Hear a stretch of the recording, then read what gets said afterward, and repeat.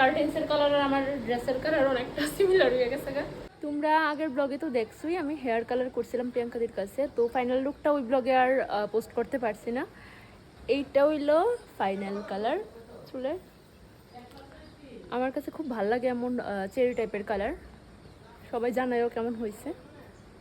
আগের কালারটাও সবাই খুব প্রশংসা করছে, লেগে আবার করাই নিছি। আগের কালারটা আসিল একটু ফেড, অনেক মাস হইলে তো একটু ফেড হয়ে যাবে, তো একটু ফেড হয়েছে, আবার আমি করাই নিছি। তো আমি এখন যাবো একটা রিসেপশানে, তরুণদার রিসেপশানে।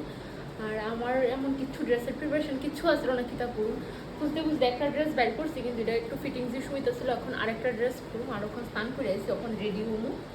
তো দেখতে থাকি। খুব তাড়াতাড়ি করে রেডি হয়েছি, আর লেন্স লইয়া ও মা সবাইয়ের লেন্স পরে, আমি নিজের চোখে আর লেন্স পরতে পারলাম না আজকে। আর কার্টেন্সের কালার আর আমার ড্রেসের কালার অনেকটা সিমিলার হয়ে গেছে।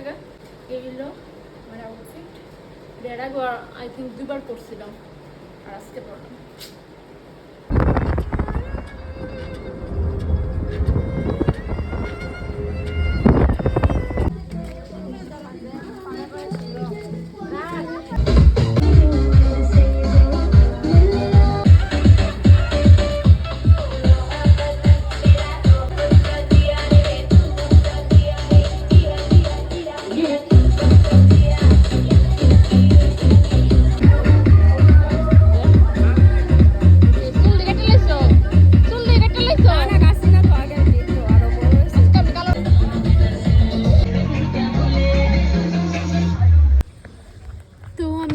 বিয়ে বাড়িতে গিয়ে আর বেশি একটা টিপ নিচ্ছি না, খাইছি রেসিসে। অক্ষণ আসার সময় রাস্তায় দাঁড়াইছি, মা তারা চা খাইতেছে, চা খাওয়া শেষ। অক্ষণ দই লইছে। হ্যাঁ ভালোই। হ্যাঁ ভালো হয়েছে।